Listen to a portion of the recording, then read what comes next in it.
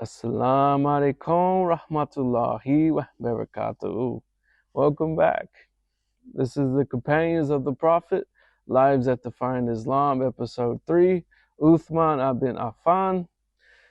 So let me ask you something real.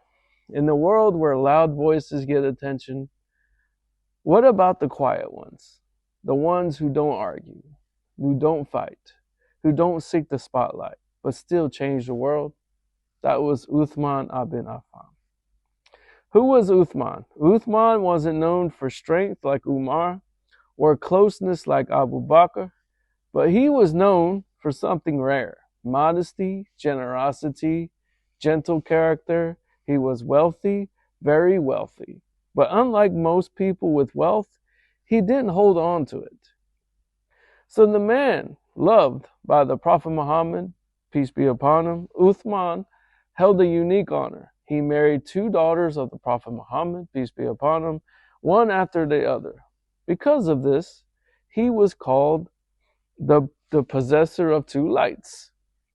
And the Prophet Muhammad, peace be upon him, said something incredible. Should I not be shy of a man who even the angels are shy of? Think about that. A man so pure in character that even angels respected his modesty. So faith without noise. Uthman accepted Islam early. He didn't argue loudly. He didn't fight publicly. He lived Islam quietly and deeply. So the wealth that built Islam. Now here's where his story hits hard. When the Muslims were struggling, Uthman stepped forward. He didn't give small amounts. He gave massively. He bought a well and made it free for everyone, funded entire armies, gave thousands in charity without hesitation. And there was a moment when the Prophet Muhammad, peace be upon him, called for support for an army. Uthman gave so much that the Prophet Muhammad, peace be upon him, said, nothing Uthman does after this will harm him. So in today's reflection, so let's be honest, today people donate for recognition. People give for likes. People help when it's convenient. But Uthman, he gave when it hurt. He gave when it mattered. He gave only for Allah's sake. So the leadership through character. When Uthman became leader, he didn't rule with fear. He ruled with kindness, with patience, with calmness. Even when people turned against him, he refused to fight back.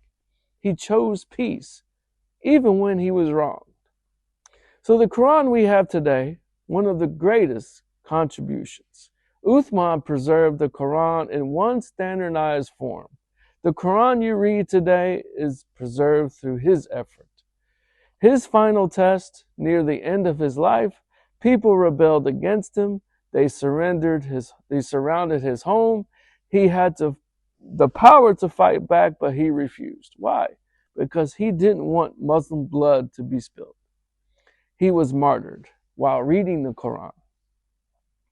So for my non-Muslims who watches these videos, ask yourself, would someone wealthy, respected, comfortable, give everything and still remain humble? Would someone sacrifice their life without fighting back? Or does this show something deeper? That Islam creates people of pure character. So from Uthman, true strength is gentleness. Wealth is a test and not a reward. Sincerity matters more than recognition. Giving for Allah multiplies everything. And then my closing reflection. Uthman didn't lead with power. He led with purity. He didn't speak loudly. His actions echoed through history. So the question is, in a world chasing attention, can you be sincere like Uthman? So in my next episode, part 4, we're going to get into who? Ali ibn Abi Talib, the man of courage, knowledge, and loyalty, raised in the house of the Prophet Muhammad, peace be upon him himself.